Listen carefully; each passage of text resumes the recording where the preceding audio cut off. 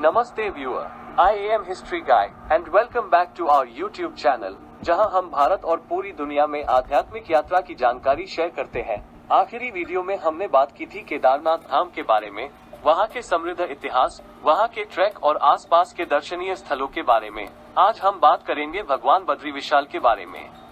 बद्रीनाथ खूबसूरत हिमालय में बसा, आध्यात्मिक ज्ञान और प्राकृतिक सुंदरता से भरा भारत के सबसे पवित्र स्थानों में से एक है।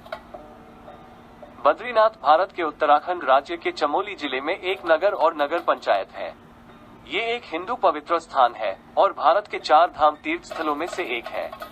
ये भारत के छोटा 4 धाम तीर्थयात्रा सर्किट का भी हिस्सा है और इसका नाम बद्रीनाथ मंदिर से लिया गया है।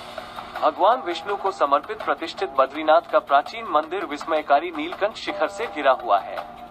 जैसे ही हम मंदिर के पास पहुंचते हैं, पुजारियों के मधुर मंत्रोच्चार और जलती धूप की सुगंध से हमारा स्वागत होता है, जिससे शांति और भक्ति का माहौल बनता है। बद्रीनाथ की औसत ऊंचाई 3100 मीटर 10,170 फीट है। ये गढ़वाल हिमालय में अलकनंदा नदी के तट पर है। ये शहर नीलकंठ शिखर 6,596 मीटर से 9 किलोमीटर पूर्व में नर और नारायण पर्वत श्रृंखलाओं के बीच स्थित है। बद्रीनाथ नंदा देवी शिखर से 62 किलोमीटर उत्तर पश्चिम और ऋषिकेश से 301 किलोमीटर उत्तर में स्थित है। गौरीकुंड से बद्रीनाथ तक सड़क मार्ग से 233 किलोमीटर है। कोपेन जलवायु प्रणाली के अनुसार बद्रीनाथ की जलवायु आर्द्र महाद्वीपीय है, जो उपोष्णकटिबंधीय उच्चभूमि जलवायु की सीमा पर है।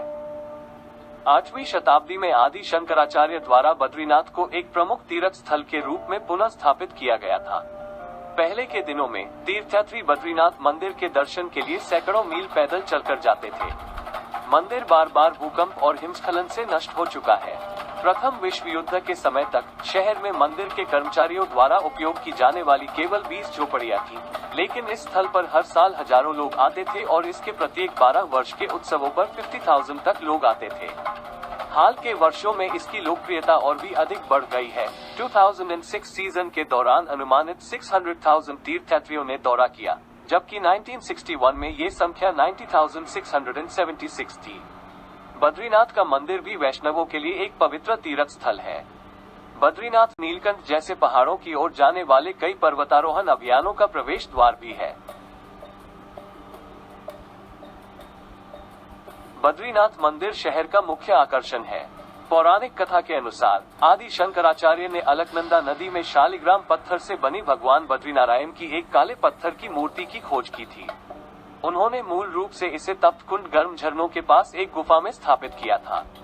16वीं शताब्दी में गढ़वाल के राजा ने मूर्ति को वर्तमान मंदिर में स्थानांतरित कर दिया। मंदिर लगभग 50 फीट 15 मीटर ऊंचा है और शीर्ष पर एक छोटा गुंबद है, जो सोने की छत से ढका हुआ है।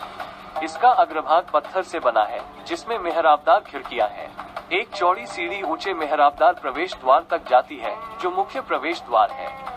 वास्तुकला बौद्ध मंदिर से मिलती जुलती है, जिसका चमकीला चित्रित अग्रभाग भी बौद्ध मंदिरों की तरह अधिक विशिष्ट है। ठीक अंदर मंडप है, एक बड़ा स्तंभ वाला हॉल जो गर्भगृह या मुख्य मंदिर क्षेत्र की ओर जाता है। मंडप की दीवारें और खंभे जटिल नक्काशी से ढके हुए हैं। भागवत पुराण के स्कंद 3 अध्याय 4 श्लोक 22 यत्र नारायणो देवो नरश्च भगवान ऋषि मृदु तीव्रम तपो दीर्घ तेपाते लोक भावनों के अनुसार बद्रिकाश्रम में भगवान विष्णु ऋषि नर और नारायण के रूप में अपने अवतार में सभी जीवित संस्थाओं के कल्याण के लिए अनादि काल से घोर तपस्या कर रहे थे। हिंदू धर्मग्रंथों में बद्रीनाथ क्षेत्र को बद्री या बद्रिकाश्रम कहा गया है। ये भगवान विष्णु के लिए पवित्र स्थान है, विशेष रूप से भगवान विष्णु के दोहरे रूप नर नारायण के रूप में। इस प्रकार महाभारत में कृष्ण अर्जुन को संबोधित करते हुए कहते हैं, आप पूर्व शरीर में नर थे और अपने साथी नारायण के साथ आपने कई वर्षों तक बद्रिकाश्रम में घोर तपस्या की थी। बद्रीनाथ के आसपास के पहाड़ों का उल्लेख महाभारत में किया गया है, जब कहा जाता है कि पांडव पश्चिमी गढ़वाल में स्वर्गारोहिणी नामक चोटी की ढलान पर चढ़ते समय एक एक करके मर गए थे। पांडव स्वर्ग के रास्ते में बद्रीनाथ और बद्रीनाथ से 4 किलोमीटर उत्तर में माना गांव से होकर गुजरे। माना में एक गुफा भी है, जहां किंवदंती के अनुसार महर्षि व्यास ने महाभारत लिखी थी। सरस्वती नदी का उद्गम इसी जगह होता है और नदी यहीं पर जमीन के अंदर समाहित भी हो जाती है। एक पौराणिक कथा के अनुसार जब भागीरथ के अनुरोध पर देवी गंगा से मानवता की मदद के लिए पृथ्वी पर उतरने का अनुरोध किया गया, तो पृथ्वी उनके अवतरण के बल को सहन करने में असमर्थ थी। इसलिए शक्तिशाली गंगा 2 पवित्र चैनलों में विभाजित हो गई, जिनमें से एक अलकनंदा भी थी। एक अन्य कथा में कहा गया है कि इस क्षेत्र में भगवान विष्णु ने बद्री वृक्ष के नीचे ध्यान किया था। उनकी प्रिय देवी लक्ष्मी उनके बगल में खड़ी थी, उन्हें चिलचिलाती धूप से बचा रही थी, और इस तरह ये क्षेत्र बद्री विशाल कहा गया और उनके नाथ बद्रीनाथ बन गए। अगर आपको ये वीडियो पसंद आया है तो कृपया वीडियो को लाइक करें, शेयर करें और कमेंट करें। अपनी सलाह जरूर बताएं ताकि हम आगे होने वाले सुधारों को और ज्यादा बढ़ा सकें।